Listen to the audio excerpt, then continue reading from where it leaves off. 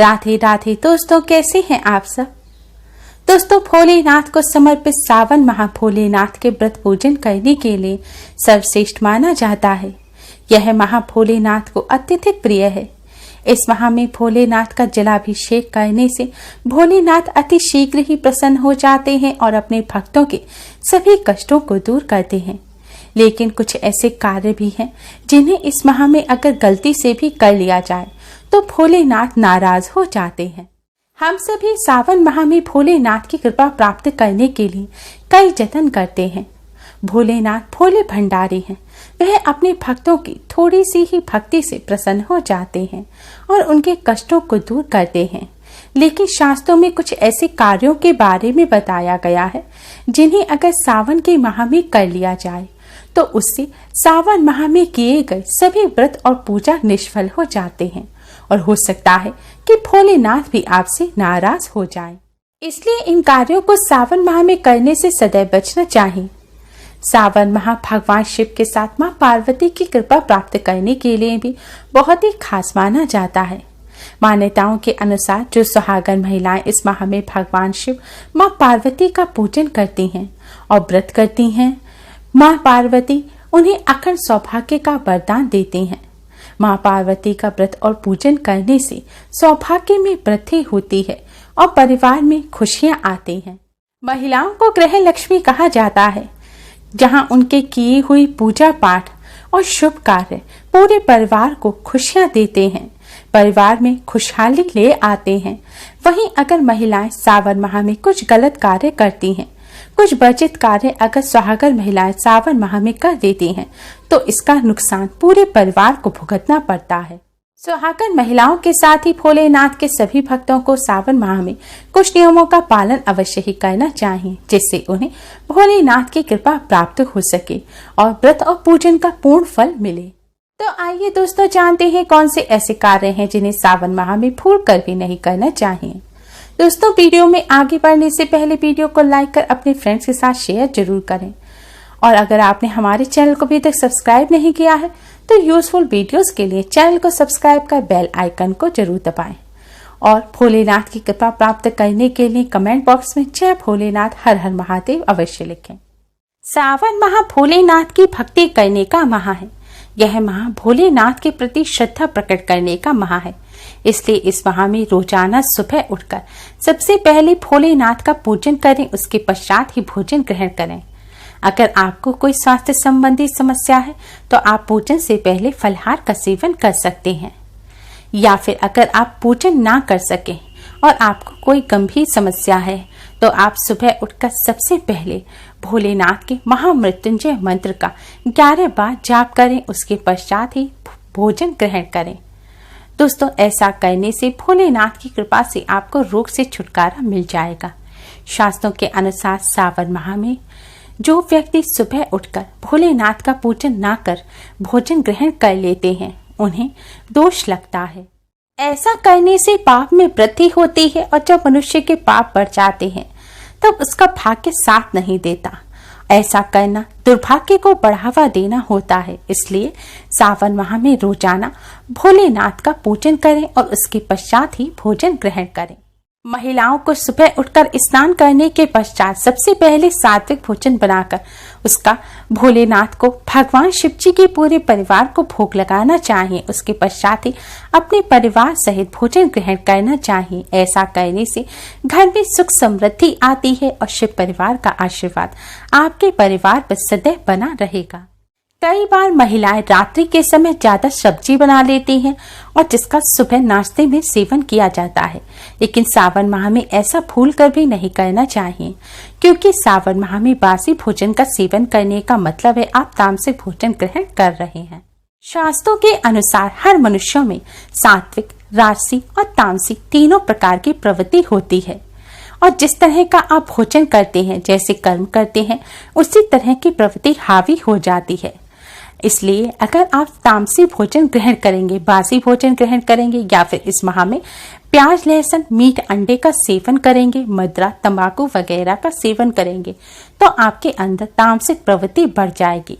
और जिस मनुष्य के अंदर तामसिक प्रवृत्ति बढ़ जाती है उसके मन में बुरे विचार आने लगते हैं। वह गलत कार्य करता है, क्रोध करता है, लड़ाई झगड़े करता है।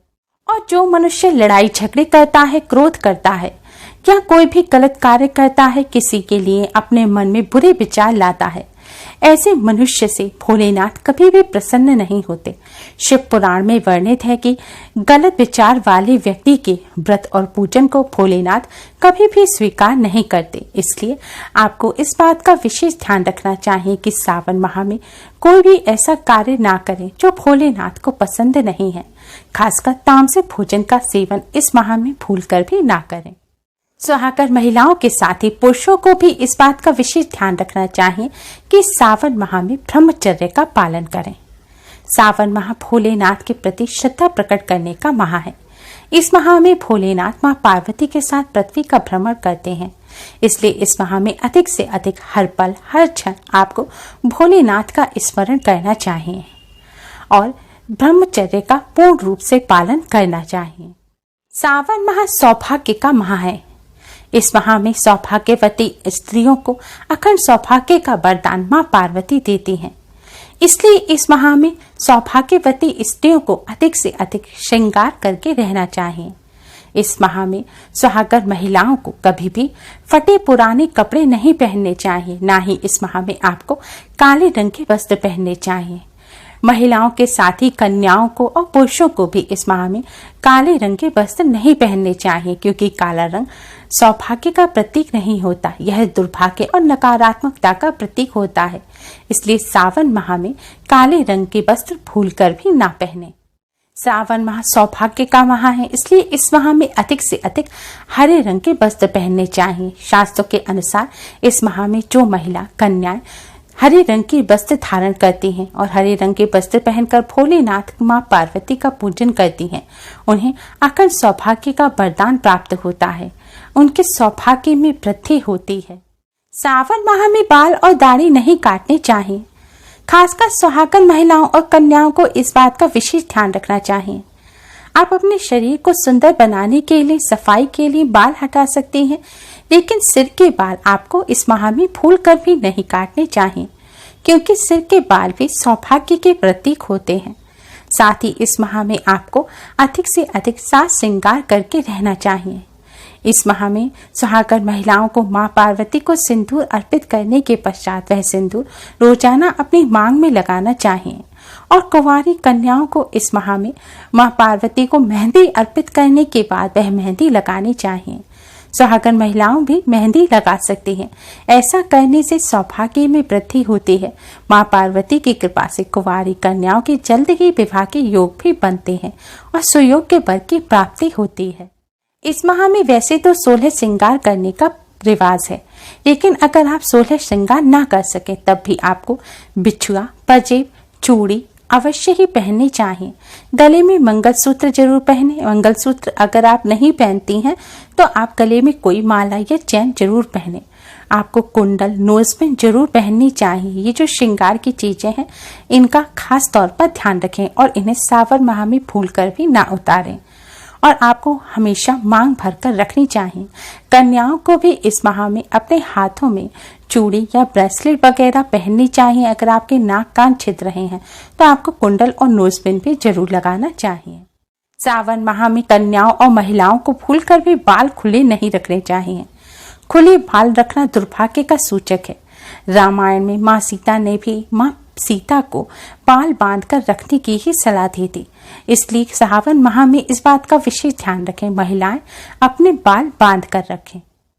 शिव पुराण के अनुसार सावन माह में शिवलिंग का पूजन करना सबसे ज्यादा शुभ होता है। इस माह में शिवलिंग का जल से अभिषेक करना बहुत ही शुभ माना जाता है और पाप नाशक होता है। मान्यताओं के अनुसार जो भक्त सावन माह में जल से शिवलिंग का अभिषेक करते हैं, भगवान भोलेनाथ उनके सभी कष्टों को दूर करते हैं।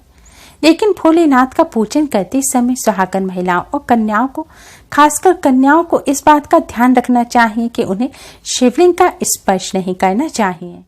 आप शिवलिंग पर जल चढ़ा सकते हैं, बेलपत्र चढ़ा सकते हैं, पूजन कर सकते हैं, लेकिन शिवलिंग का जो ऊपर का हिस्सा होता है, जिस जगह जल और बेलपत्र इत्यादि चढ़ाए जाते हैं, उसका स्पर्श भूल कर भी नहीं करना चाहिए, क्योंकि वह भोलेनाथ का बैरागी स्वरूप है। मान्यताओं के अनुसार शिवलिंग के रूप में भोलेनाथ तपस्या करते हैं और महिलाओं और कन्याओं को इस समय भोलेनाथ की शिवलिंग का स्पर्श नहीं करना चाहिए, वरना मां पार्वती उनसे क्रोधित हो जाती हैं। आप भोलेनाथ की प्रतिमा का स्पर्श कर सकते हैं, लेकिन शिवलिंग का ना करें। साथ ही यह भी ध्यान रखें कि पीरियड के दौरान आप भोलेनाथ का पूजन सिर्फ मानसिक रूप से करें, यानी कि पीरियड के दौरान ना तो आप जल चढ़ाएं, ना ही भोलेनाथ का स्पर्श करें, ना ही मंदिर में जाएं, ना ही आप भोलेनाथ को भोग लगाएं। पीरियड के दौरान आप मानसिक रूप से मंत्रों का जाप कर भोलेनाथ का पूजन कर सकते हैं। हम सभी जानते हैं कि भोलेनाथ का सबसे खास मंत्र है ओम नमः शिवाय, और अधिकतर सभी ओम नमः शिवाय मंत्र का जाप कर ही भोलेनाथ का पूजन करते हैं। लेकिन शिव पुराण के अनुसार महिलाओं और कन्याओं को ओम नमः शिवाय मंत्र का जाप कर भोलेनाथ का पूजन करना वर्जित होता है। महिलाओं और कन्याओं को नमः शिवाय या फिर ओम शिवाय नमः मंत्र का जाप कर ही भोलेनाथ का पूजन करना चाहिए, इसलिए आप इस बात का विशेष ध्यान रखें। दोस्तों, भोलेनाथ की कृपा प्राप्त करने के लिए कमेंट बॉक्स में जय शिव शंकर, जय भोलेनाथ, हर हर महादेव जरूर लिखें।